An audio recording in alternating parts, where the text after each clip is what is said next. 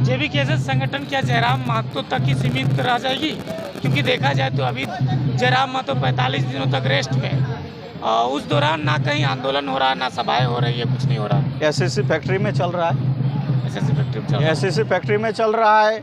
झारखंड का आप देखिएगा, जैसे दादा बेड रेस्ट में, उसके बाद रांची में हम लोग का जो संगठन का साथी है 20 लाख मुआवजा दिलाने का काम किया, रामगढ़ में दिलाने का काम किया, अन्य हर जगह दादा अभी बेड रेस्ट में है, लेकिन उनके मार्गदर्शन में, उसके आशीष में, उनके रूपरेखा में हम लोग चलने का काम कर रहे हैं और उन्हीं के अनुरूप हम लोग हर जगह लड़ रहे हैं और विजय भी हासिल मिल रहा है हम लोग को और अधिकार भी दिलाने का काम कर रहे हैं।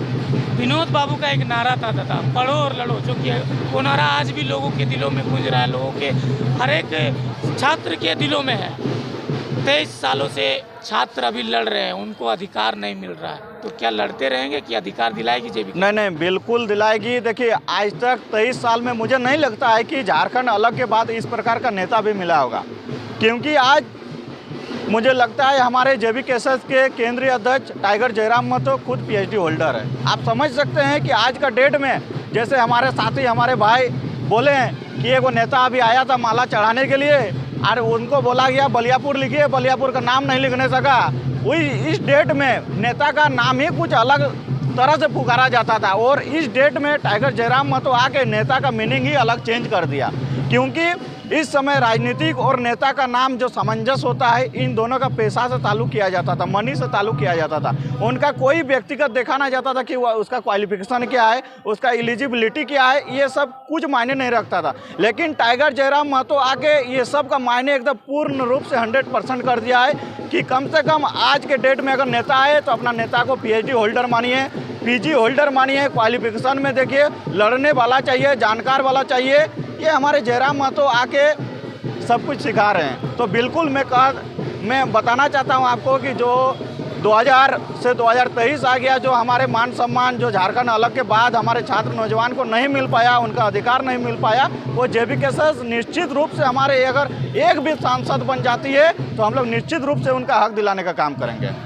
जिस तरह से देखा जाए तो अभी टाइगर जयराम महतो नहीं है, तो ज़मीनी स्तर पे किस प्रकार से जेबी कैसेस काम कर रही है? अभी ज़मीनी स्तर पर हम लोग हर जगह जा के जन जागरण अभियान करने का प्रयास कर रहे हैं, लोगों को जगाने का काम कर रहे हैं और उनका जो अधिकार है, जहाँ पे जिस प्रकार से आए दिन आप देखते हैं कि दुर्घटना हो जाती है, घटना हो जाती है, वहाँ पे हम लोग खड़ा रहने का काम कर रहे हैं। और क्योंकि हम लोग इस संगठन में ज़्यादातर हम लोग का छात्र नौजवान ही है, उसके बाद पढ़े लिखे नौजवान है, ना ही हमारे पास संसाधन है उस प्रकार से, जितना सक्षम हो पाता है हम लोग लड़ने का प्रयास करते हैं और उनका हक दिलाने का प्रयास करते हैं। अच्छा, दूसरे पार्टी लोग भी देखा जाए तो जहाँ कहीं भी सभाएं होती हैं, आंदोलन होती है, 1932 का बात करते हैं, नियोजन का बात कर रहे हैं। जयराम महतो भी वही बात कर रहे हैं, 1932 का बात कर रहे हैं, नियोजन का बात कर रहे हैं। दूसरा पार्टी क्या करता है कि सत्ता में आने के बाद चेंज हो जाते हैं, जयराम महतो भी कहीं ऐसा करेंगे, चेंज हो जाएंगे? आप निश्चित रूप से झारखंड मुक्ति मोर्चा को ही देख लीजिए, जो अभी सत्ताधारी दल है, जो